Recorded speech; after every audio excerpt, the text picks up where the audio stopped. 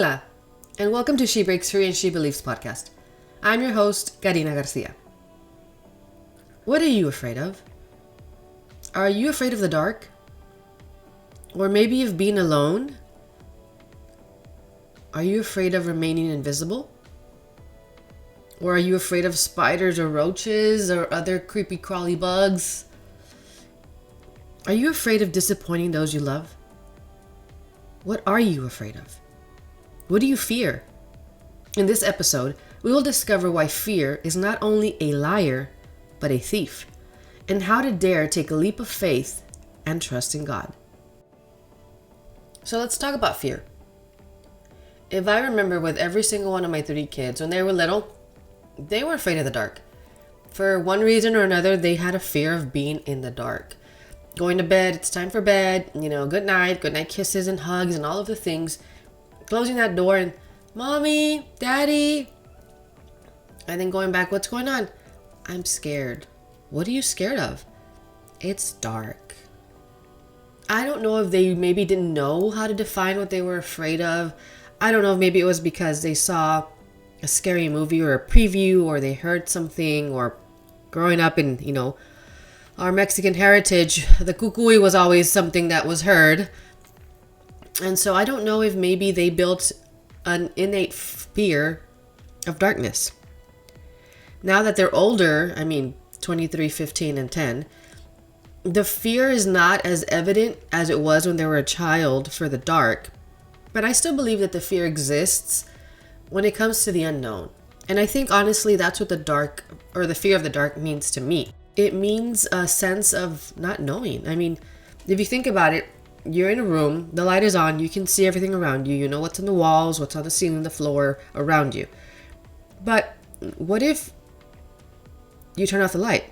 You can still get to the door, you can still gauge, okay, there's a frame here, the window is there.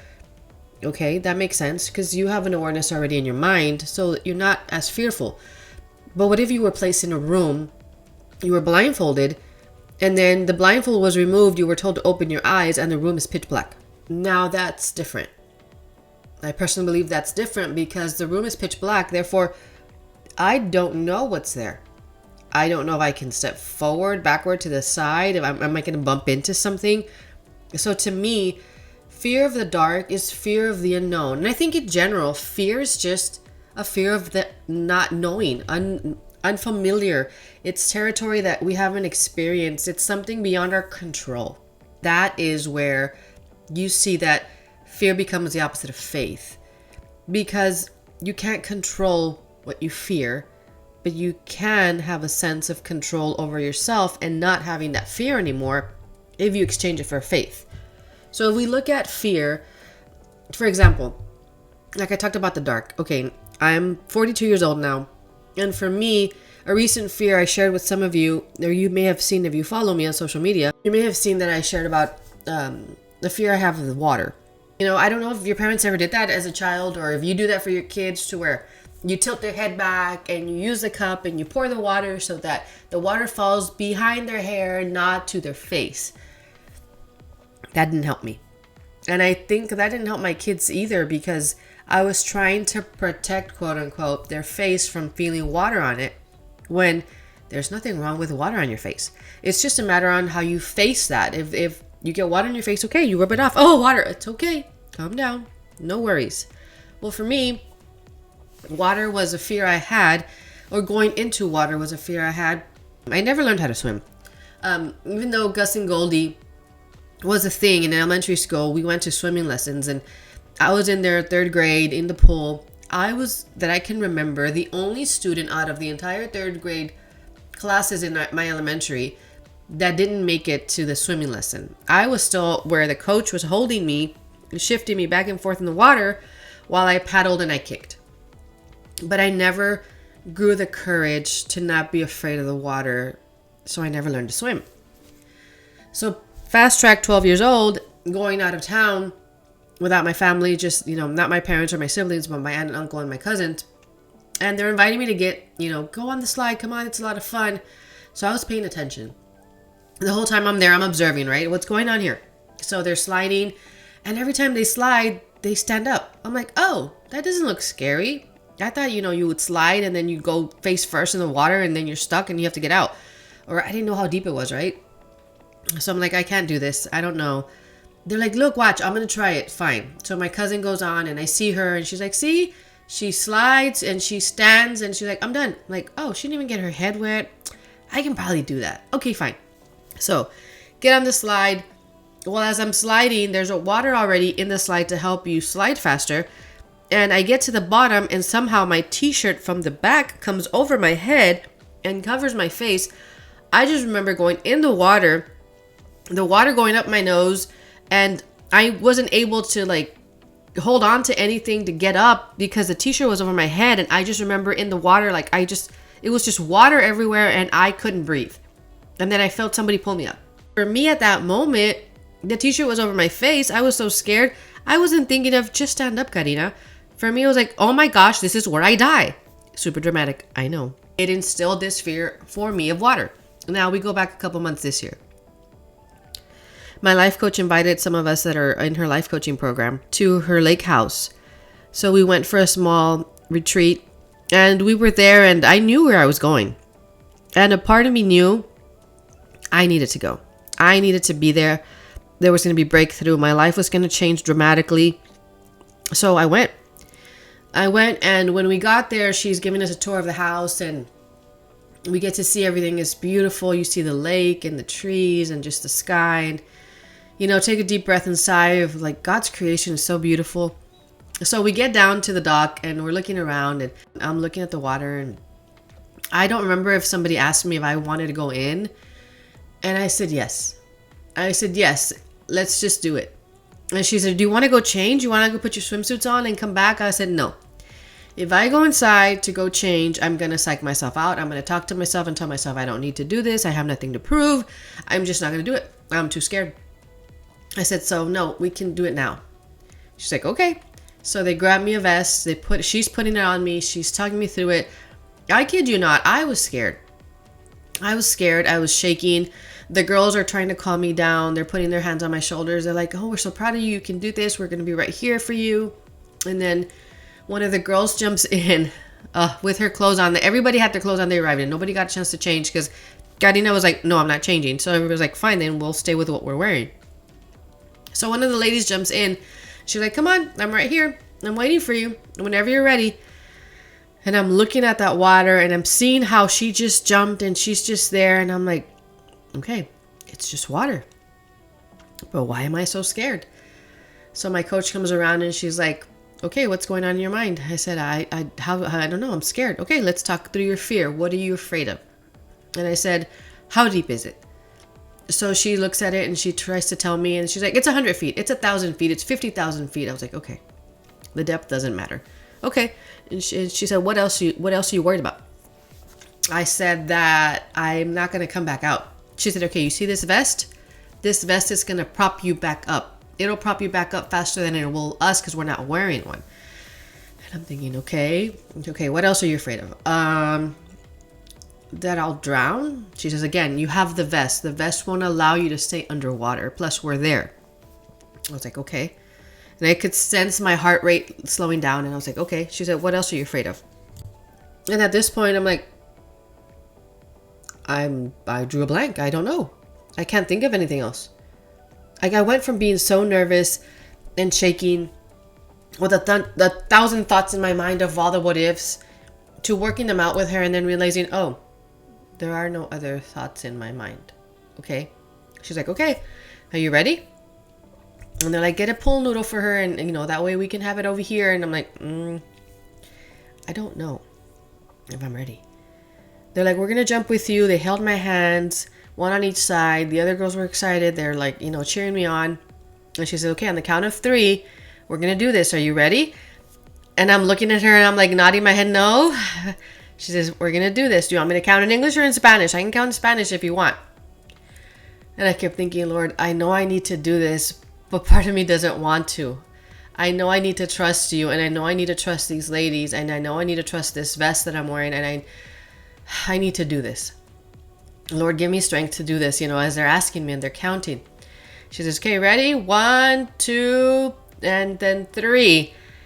And before I know it, we're off the dock, up in the air, and in the water, pinch my nose and come back up.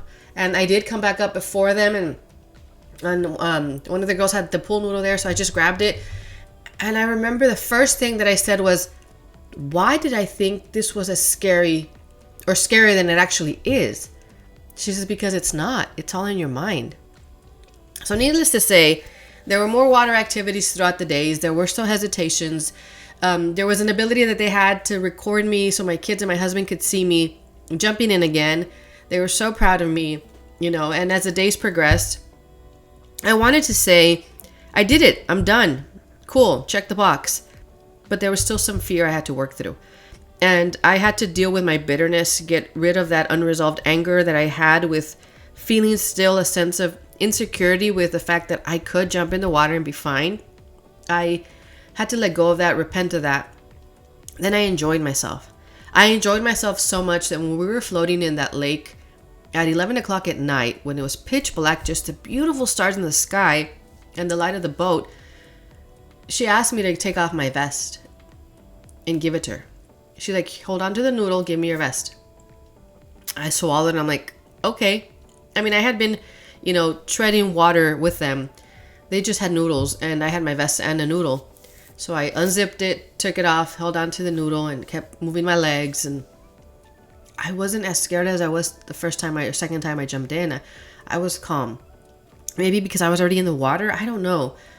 But then she's like, okay, I'm proud of you. She says, now go save your friends. They need saving. And the girls split out in the lake and they started yelling, Karina, I need help. I'm drowning. I need your help. And one by one, I went to quote unquote rescue them. But I had to remind myself, they need help. I need to get to them. I can't pretend like I don't know how to swim. Even though I may not know how to swim according to how others swim, I can still get there. So I kicked my legs, I paddled, I moved with my noodle under my arms as fast as I could. I got to them, hugged, we cried. Then the next girl, Karina, help me. Got there, same thing. And I knew it was a game. I knew that they could swim. But for me, it was so reassuring and freeing to think that I could not just conquer the jumping in the water or being in the water, but being available for others when they needed me there if I conquered my fear, because I conquered my fear. So then my coach tells me, lay back and float. And I told her I've never floated because I'm so afraid of it. She says, you were afraid of it. I was like, okay. So I got my vest, I put that on, and I floated.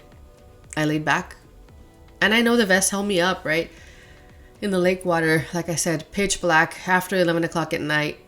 And I just was looking at the stars and thanking God. Like, I couldn't believe that I was there. Like, that was me in that moment. Free, with my arms open, with the water underneath me. Some of it trickling towards my ears, but not getting in my ears. That was always my fear. The water's going to go in my ears, right? And just seeing the beauty of His creation and remembering that I'm part of that. I'm part of the beauty of His creation. So then I felt somebody grab my foot, and I thought they were going to joke and try to pull me down, but I stayed calm. Then I felt them hold my hand, and one of the girls laid with me, and she was looking at the stars, and she just started talking to me about God's majesty and His beauty, and how that beauty that was there that I was seeing was for me at that moment. And how at that moment I had accomplished something that was so great because I let go of such a big fear, and I just trusted. I trusted in God, I trusted in them, I trusted in myself, and I faced it. And it was beautiful. So of course, getting home, my kids were excited and they told me, Mom, I was so scared when I saw you, but you did it. But you know what the best part is? Our youngest, my 10-year-old son, tells me one day, Mom, I still can't believe you did that. Can I watch the video? Because I made a little recap video. And then I had video because the girls recorded me. He said, Mom, will you do that with me one day? I said, what do you mean, buddy? And he takes a big breath and he goes, if I wear a vest and you wear a vest, will you go in the water with me like that one day?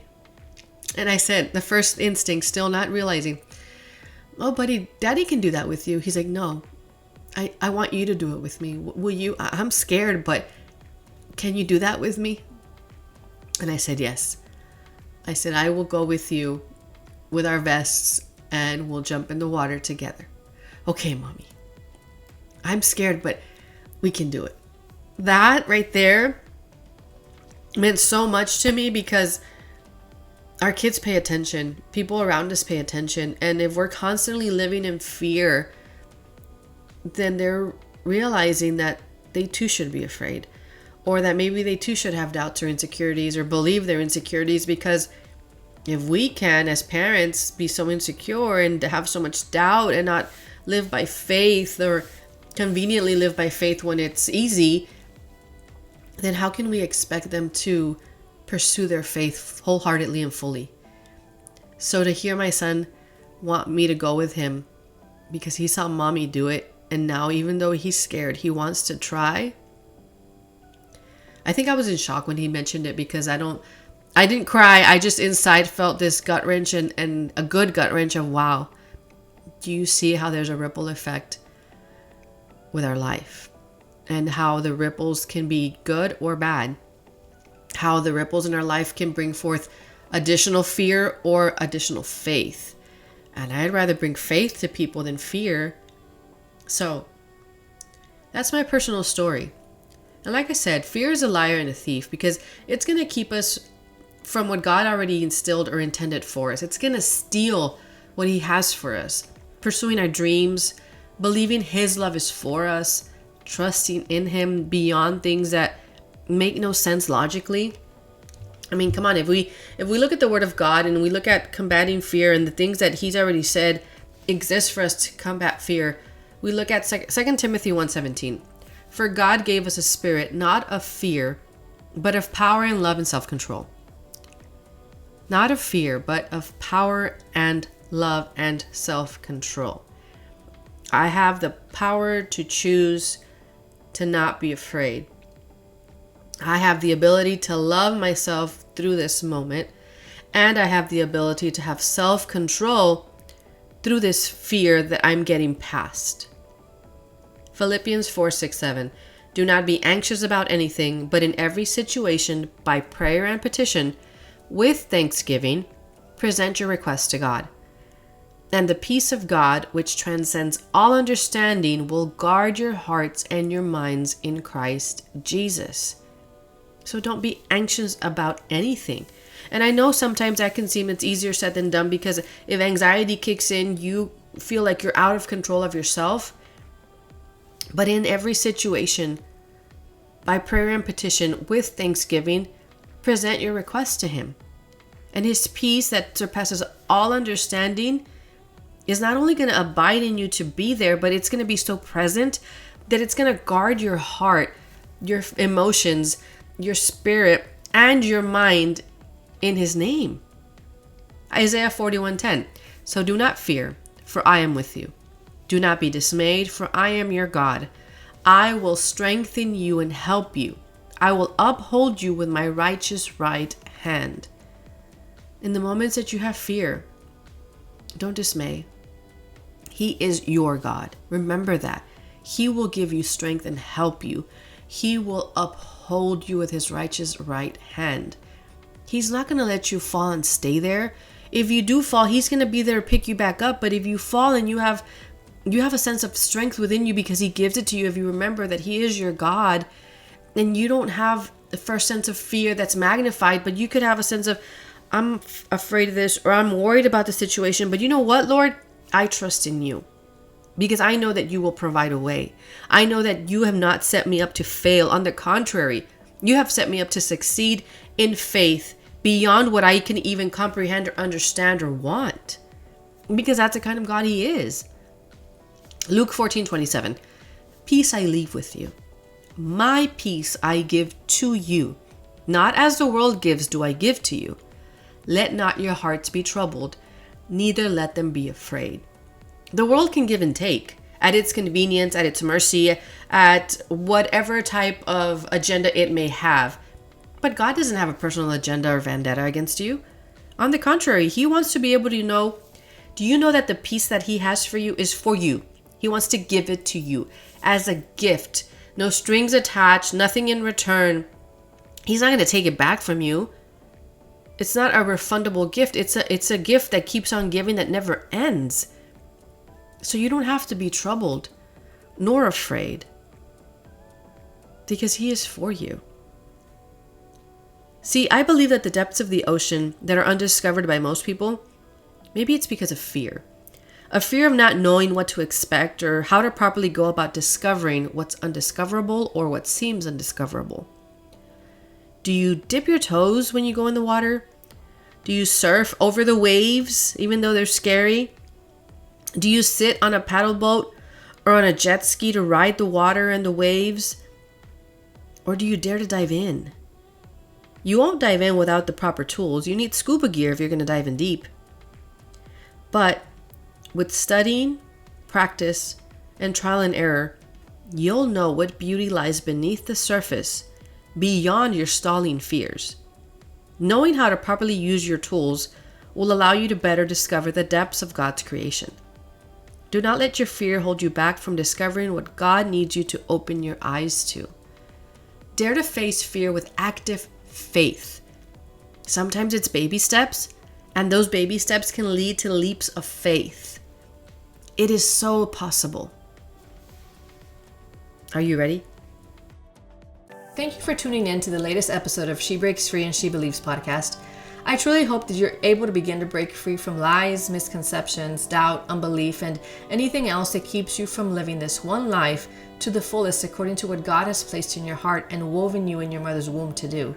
I pray that His love abides in you and that you never forget that His joy is your strength and that you have purpose and are here with intention. Make sure you subscribe so you can stay updated with the latest episodes. And if you choose to connect further with me, head to connect.to/Karina Garcia. That's KONECT.to/KARINAGARCIA. God bless you.